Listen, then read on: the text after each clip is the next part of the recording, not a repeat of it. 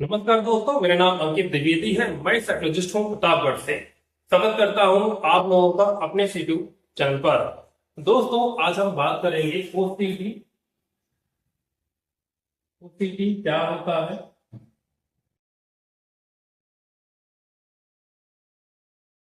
और इसके इलाज के बारे में।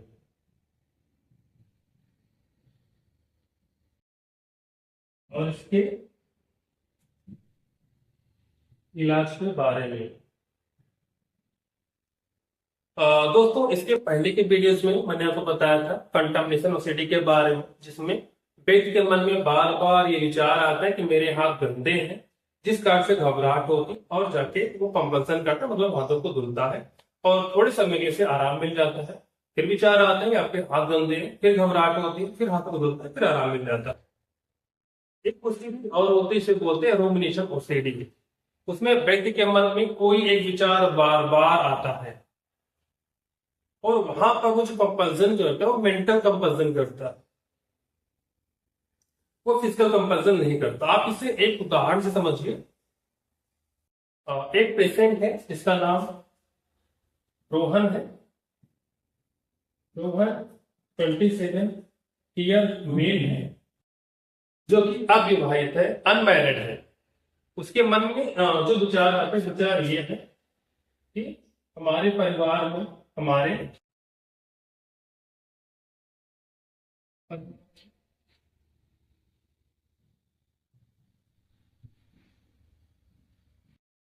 कुछ हो जाएगा, कुछ दुर्घटना हो जाएगी, कुछ अपशगुन हो जाएगा, एक्सीडेंट हो जाएगा, मतलब कोई ना कोई घटना हमारे घर में घट सकती है। ये विचार के मन में बार बार आता है। ये क्या है? ऑब्सेशन है। ये क्या है? ये बोलते हैं ऑब्सेशन। ये विचार के मन में बार बार आएगा। और जब ये विचार के मन में बार बार आता है, तो क्या होता है? तो बहुत घबराहट होती है और उस घबराहट को कम करने के लिए मेंटल कंपल्सन करता है। मतलब मन ही मन में वो कोई नाम दोहरा सकता है।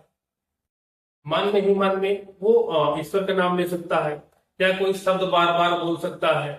जब वो शब्द को बार बार वो रिपीट करता है, वो क्या होता है? वो मेंटल कंपल्सन होता है। और जब वो कंपल्सन करेगा तो उसे क्या मिलेगा? कुछ समय के लिए आराम मिल जाएगा।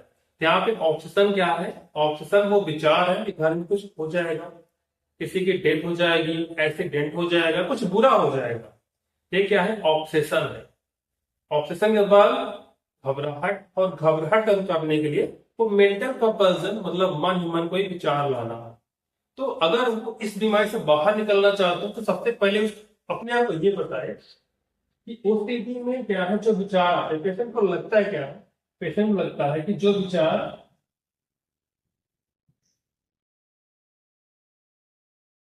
हमारे मन में आ रहे हैं, वो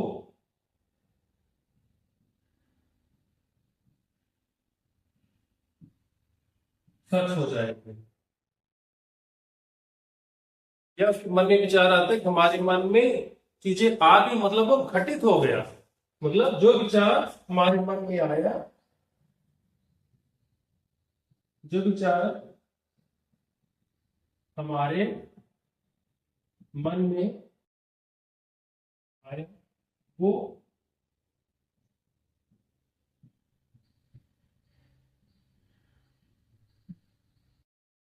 वास्तविक दुनिया में घटित हो गया। मतलब मेरे मन में विचार आया कि परिवार में किसी कुछ हो जाएगा, तो उसे ये लग रहा है कि हाँ, परिवार में किसी कुछ हो गया है, जिस कारण से बहुत घबराहट हो रही है।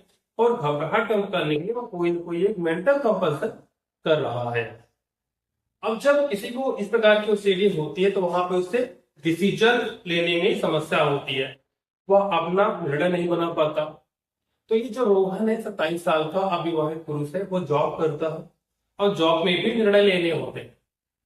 वहां पर वो निर्णय नहीं बना पा रहा। वो अपनी जॉब चेंज नहीं कर पा रहा।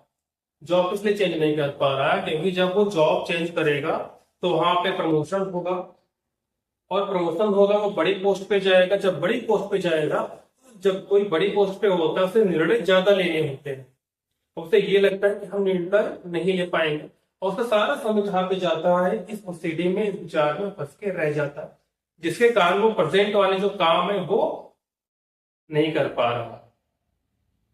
तो अगर वो इससे बाहर निकलना चाहता है, इसके लिए उसे ईआरपी बनाना होगा।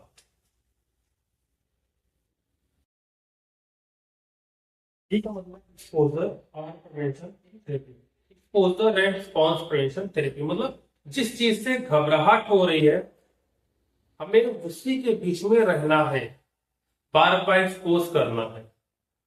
तो यहाँ पे जो रोहन था वो उस बीमारी से बाहर निकला, उसने ईआरपी को अपनाया। मतलब अब वो क्या था, बैठा रहता, अब बुलाता, ठीक है विचार आओ, हम आपसे डरने वाले नहीं है। कितने ज्यादा विचार आओगे, आओ। अपने आप को अलग मानता, विचार को अलग मानता। वो अपने आप को बार बार बताता कि विचार हमारे मन में कुछ भी आ सकते हैं, हमारा ब्रेन अलग है और थॉट अलग है। थॉट कुछ भी आ सकता है, थॉट गलत सही नहीं देखता, थॉट सिर्फ एक थॉट होता है। जैसे कोई व्यक्ति रास्ते में जा रहा है, मन विचार आ सकता है कि हम इसे मार दें, कुछ कर दें, क्या है, विचार है। इसको ब्रेन से बताते हैं नहीं ये चीज गलत है। जैसे एक बच्चा है एग्जाम देने जाता है, उसके मन में विचार आ सकता है कि हम नकल कर लेते हैं, टॉयलेट में चिट रख लेते हैं, हाथ पे कुछ लिख लेते हैं। विचार है, विचार सही गलत नहीं देखता।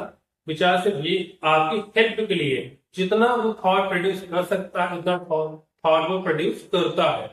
क्या किस प्रकार से हम एग्जाम में पास हो सकते हैं, किस प्रकार से हम अच्छे नंबर ला सकते हैं।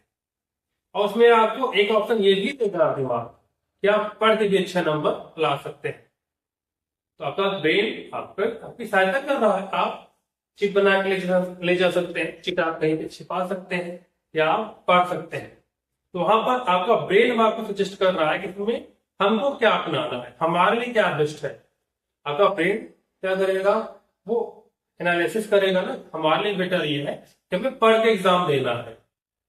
जब मैं पढ़ के एग्जाम देना, मैंने डिसीजन ले लिया, फिर दोनों विचार क्या हो गए, कम हो गए। दोनों विचार का मार्क हमारे लाइफ में उतना नहीं रहा। लेकिन यहाँ पे क्या है, विचार आ रहे हैं और उसे लग रहा है कि विचार सच हो जाएंगे। जब सच हो जाएंगे तो क्या होगा, उससे घबराहट हो रही है। अब घबराहट को कम करने के लिए कोई काम बार बार कर रहा है, मेंटल कंपल्सन कर रहा है। तो रोहन ने क्या किया, रोहन आराम से बैठे तो विचार को बुलाता, ये विचार अब आओ। कितना आओगे, ये विचार क्या है, ये विचार से विचार को रियलिटी नहीं है, बार बार बताना। और वो अपने आप को ये भी बताता कि जो होना है वो तो हो जाएगा, विचार से कुछ भी नहीं होता, सिर्फ विचार होते हैं। और दूसरा क्या होगा, वो अपने आप से ये भी पूछता कि विचार बना है क्यों। ये विचार इसलिए बना क्योंकि हमारे मन में क्या था, कॉन्फ्लिक्ट है। अगर कुछ हो जाएगा तब हम कैसे रहेंगे, अगर किसी कुछ हो गया तो हमें क्या होगा, हमें क्या होगा, मतलब हम कैसे सरवाइव करेंगे, कैसे रहेंगे उसके बिना। तो अब रोहन यही करता, विचारों को बुलाता। पहला काम ये, देखता, अपने एंजाइटी को फील करता, मतलब अनुभव करता, कोई कंपल्सन न करता। दूसरा ये, अपने आप को बार बार बताता ये विचार क्यों बने, क्योंकि हमारे मन में क्या आते थे, कॉन्फ्लिक्ट आते थे कि हम कैसे रहेंगे। और उस कॉन्फ्लिक्ट जितना ज्यादा बढ़ेगा, हम डिसीजन नहीं ले पा रहे हैं, फिर क्या होगा, अब वो डर, और डर क्या होगा, घबराहट। तो बना कैसे था आपको ये देखना है। दो चीजें आपकी सबसे ज्यादा महत्वपूर्ण है। नंबर एक, ये विचार आ क्यों रहे हैं, ठीक, इस पे काम कर रहा है। दूसरा, बार बार उसे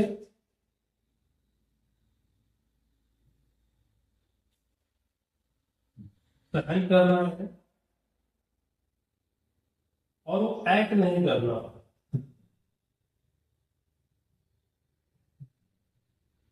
जब हम एक्ट नहीं करेंगे फिर क्या होगा, विचार नहीं आएंगे। आप इसे एग्जाम्पल समझिए।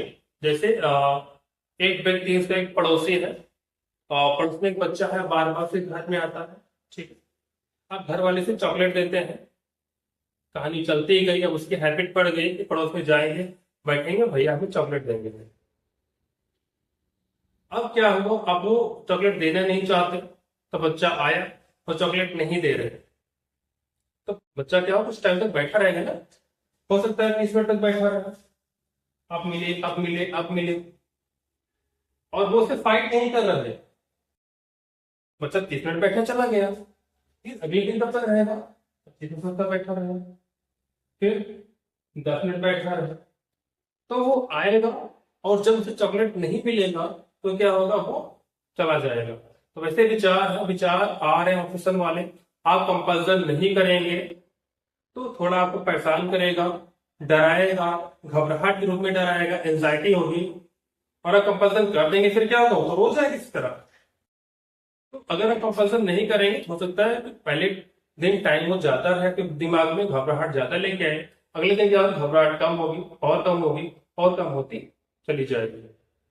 आई होप दोस्तों आप समझ पाए होंगे ओसीडी क्या होता है और हम ओसीडी से बाहर कैसे निकल सकते हैं।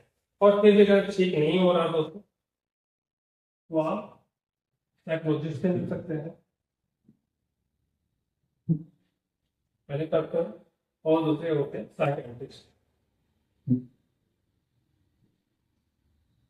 ये काउंसलिंग करते हैं, इसका 50% रोल होता है और 50% रोल होता है साइकियाट्रिस्ट का।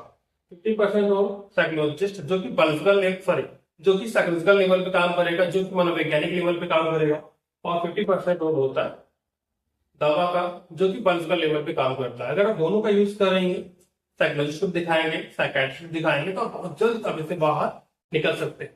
और ये भी ध्यान दें, फर्स्ट लाइन जो ट्रीटमेंट है वो साइकोथेरेपी है, काउंसलिंग है, जो कि आप साइकोलॉजिस्ट से ले सकते हैं। आई होप दोस्तों अब क्लियर हो गया ओसीडी क्या होता है, ओसीडी से बाहर कैसे निकल सकते हैं, और ओसीडी के लिए हम किस डॉक्टर को अप्रोच कर सकते हैं। धन्यवाद दोस्तों।